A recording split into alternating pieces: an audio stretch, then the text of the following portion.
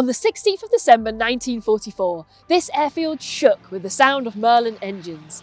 It was the day the P-51 Mustangs arrived at Duxford, and after almost 2 years, the Thunderbolt's operational days here with the 8th Air Force were coming to an end. But the pilots of the 78 Fighter Group weren't celebrating. Many of them didn't want to give up their big, tough P-47s for what they saw as the frail new Mustang. The reaction seems odd if you only look at the headline stats. The P-51 was newer, faster, longer ranged, and had already proven itself as a superb bomber escort. But the facts as they appear on paper don't tell the full story. So which aircraft was really the best? The P-47 Thunderbolt or the P-51 Mustang? To understand the P-47 versus P-51 debate, it helps to go back to why each of these fighters was designed in the first place. The Thunderbolt story starts with engineer Alexander Kartveli at Republic Aviation. His earlier designs, like the AP-4 and P-43 Lancer, already had the trademarks that would define the P-47: radial engines, rugged construction, and an emphasis on high-altitude performance. In 1940, a new requirement hit Kartveli's desk. The US Army Air Corps wanted a much more capable, high-altitude fighter that could challenge the Luftwaffe in the skies over Europe. The only way that Kartveli could meet the altitude and survivability demands of the US Army Air Corps was to make his aeroplane big. The XP-47B prototype grew around a powerful Pratt & Whitney radial engine, a complex turbo supercharger system, and heavy armament. Production began in March 1942, and by the spring of 1943, the P-47 was flying combat in Europe, escorting B-17s and B-24s of the 8th Air Force. At the same time as the Thunderbolt was under development, the British Purchasing Commission had approached North American Aviation to build the Curtiss P-40 under license. Instead, North American proposed a completely new design to meet British needs. The prototype, the NA-73X, became the Mustang, entering RAF service in early 1942. These early Mustangs used Allison engines optimized for low-altitude performance. They were excellent at tactical reconnaissance and ground attack, but they simply were not suited to high-altitude, long-range escort missions. The breakthrough came here at Duxford, at the RAF's Air Fighting Development Unit. A Mustang airframe was married to a Rolls-Royce Merlin engine, the same family of engine powering Spitfires and Hurricanes. However, the low-drag wing of the Mustang meant that this aircraft could fly faster and further than the Spitfire. The improvement in performance was astonishing. The Merlin was already being produced under license in the United States by the Packard Motor Company, and by the summer of 1943, Packard Merlin-powered P-51s were flying off the assembly line. At first glance, the two fighters look like they come from different eras. The P-47 is big and bulky, with a deep fuselage that looks a bit like an old-fashioned milk jug, hence the affectionate nickname of the Jug.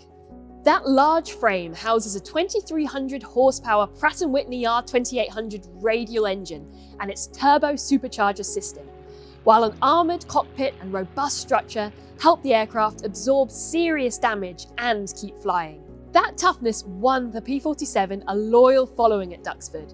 178 Fighter Group Thunderbolts reportedly flew 122 missions, over 320 hours of combat time, without ever having to abort for a technical fault. That kind of reliability mattered when your job was to shepherd bombers deep into hostile territory. The P-51 Mustang looks like the P-47's sleek younger cousin. It has a narrow fuselage, a pointed spinner, and laminar flow wings. On these wings, the thickest part of the airfoil is set further back, which helps to maintain smooth airflow and reduce drag. In hard numbers, the P-47 is a larger and heavier machine. It's about 36 feet or 11 meters long, around 4 feet longer than the P-51. Empty, a P-47 weighs roughly 10,000 pounds or 4,536 kilograms, compared to around 7,125 pounds or 3,232 kilos of the P-51D. That weight difference is the equivalent of strapping a large American bison into the cockpit. Adding to the P-47's weight is its hefty armament.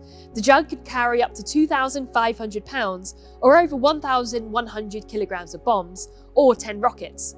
The Mustang carried a slightly smaller bomb load at 2,000 pounds or 900 kilograms, but also had the capacity for 10 rockets as well. Both aircraft packed a mighty punch when it came to their guns. And who better to tell us more about that than our friend Jonathan over at Royal Armouries? In front of me, we have the aircraft variant of the famous M2 Browning 50 caliber heavy machine gun. Almost needs no introduction, but this is the aircraft variant. So the aircraft, basic variant of the AN M2, the Army Navy M2, introduced into US service in 1933, and the US Army Air Force and later the US Navy didn't look back from that point. Basically, this is fitted to the majority of US aircraft in one form and one role or another. At the beginning of the war, the different nations are looking at different armaments. The RAF is fixated on this idea of, well, as it turns out, 8 guns in .303 rifle caliber. The US also has its equivalent 30 caliber in service. The German Luftwaffe settles on a mixture. Later on, the RAF also settles on a mixture. Well, this 50 caliber round is a perfect compromise between something like the .303 Browning that the Spitfire and the Hurricane kicked off the war with, and bigger, heavier cannon such as the Germans were using, or the Hispano cannon that joined the .303 in the Spitfire wing later on. In terms of rate of fire, so it's in the middle, not too fast, not too slow. The bullets are big enough to fit an incendiary payload, most importantly in there, but also armor piercing, to actually do maximum damage to air and ground targets. The gun itself is medium weight between the smaller 30 cal .303 Browning and the big old heavy Hispano. So it's almost an ideal compromise, if that makes sense.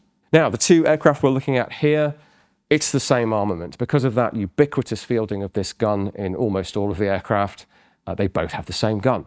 The perhaps critical difference here is how many they're actually carrying. So the P-51D model ends up with 6 of these things.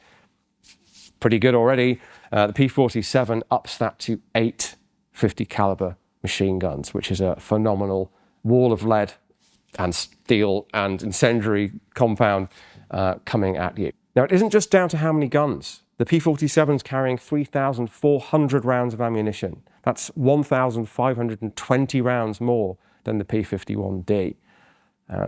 So 2 more guns and a lot more ammunition translates to more chance of hitting something and more chance of doing damage if you do hit something. Now, you could argue that for air-to-air as well, but for me, that makes more sense in a ground attack role. And indeed, that's where the P-47 seems to excel a bit more. 6 of these things is plenty for fighter combat. Whichever aircraft this thing is in, whichever vehicle it's on, whichever ground mount it's in, it does the job. Still does the job to this very day. John Browning's masterpiece of a heavy machine gun is still in use today. So, back to my friends at Imperial War Museums. Thanks, Jonathan. Despite the Thunderbolt's larger size, there is surprisingly little difference in the speed of both aeroplanes. The P-47 could achieve a maximum speed of 429 miles per hour at 30,000 feet, compared to the Mustang's top speed of 437 miles per hour at 25,000 feet. The service ceiling of the P-47D was around 42,000 feet, compared to the P-51D's 41,900 feet. However, the P-51 had a markedly better rate of climb and manoeuvrability compared to the bulkier P-47. The stat that truly changed the air war over Europe was not speed, but range. In mid-1943, P-47s with external belly tanks could only escort bombers as far as targets like Frankfurt or Hanover before fuel forced them to turn back. Beyond that, the bombers had to go on alone, and Luftwaffe fighters were quick to exploit that gap. Losses over deep targets in Germany became unsustainable by October 1943. Something had to change. The Merlin P-51 was that change. With disposable drop tanks that could be jettisoned before combat, combined with its impressive internal fuel capacity, a Mustang's operational range could exceed 1,600 miles, long enough to escort bombers to targets as far away as Prague and bring them home. During Big Week in February 1944, the Mustang proved its worth, not just defending bomber formations, but aggressively hunting German fighters over their own airfields and assembly points. That helped cripple the Luftwaffe's ability to contest Allied air operations and contributed directly to the air superiority needed for D-Day in June 1944. Back at Duxford, not every pilot immediately warmed to the Mustang. 178 Fighter Group pilot Huey Lamb was particularly unhappy to give up his precious Thunderbolt. When he received his new P-51, he named it Etta Jean after his sister. On his first P-51 mission with the 78th, on the 29th of December 1944, his fears seemed justified. Mechanical problems forced him to ditch in the English Channel on the way home. After 45 minutes in the water, he was finally rescued, and his next Mustang became Etta Jean II. Despite early doubts, Lamb and many of his fellow pilots soon came to value the Mustang as a fighter. The P-51's smaller size and lighter, more aerodynamic airframe gave it better roll and turn rates than the P-47, making it more agile in a dogfight. Its climb performance was also superior. For interception and high-altitude combat, the Mustang clearly had the edge. Both fighters eventually gained clear bubble canopies, which improved all-round visibility. But the P-51's sleeker fuselage and canopy design offered slightly better sightlines. Where the P-47 did win, hands down, was cockpit size. For 7-hour escort missions, many pilots preferred the roomier Jug. German pilots also had their own opinions. A USAF survey of downed Luftwaffe pilots suggested many regarded the P-51 as the tougher opponent because of its range and ability to outturn and outrun many German types. However, they noted one particularly worrying trait in the P-47, its dive. The Thunderbolt's rugged construction meant it could safely sustain high-speed dives that the P-51 and several German fighters approached more cautiously. No one exploited the P-47's strengths more effectively than Colonel Hubert Hub Zemke of the 56th Fighter Group. Zemke focused on tactics that emphasized the Jug's durability, dive speed, and high-altitude performance. Under his leadership, Zemke's Wolfpack became one of the most effective fighter outfits in the European theatre, credited with well over 600 air-to-air victories and topping the 8th Air Force's victory scores. In terms of pure air-to-air escort and dogfighting performance, the P-51 usually takes the crown. Its combination of manoeuvrability and range made it the ideal companion for American bombers going deep into Germany. It was also cheaper to build and more fuel efficient than the P-47, which mattered when producing and operating thousands of aircraft. But the Thunderbolt carved out its own legend at lower altitudes. With its heavy armament and better durability, the P-47 became a fearsome ground attack aircraft. Its air-cooled radial engine and a tough airframe could endure substantial flak and small arms damage and still bring its pilots home, earning it a reputation as a tank in the sky. The Mustang could and did perform ground attack, but its liquid-cooled engine was more vulnerable to a single bullet in the wrong place. So which aircraft was better? The honest answer is, it depends on the job. While the Mustang was clearly the better, longer-range escort, without the P-47 in 1943, there may not have been any bombers for the Mustang to defend. Similarly, without the sterling bomber escort work of the Mustang in the lead-up to D-Day, the Thunderbolt may not have been free to support ground troops in the liberation of Europe.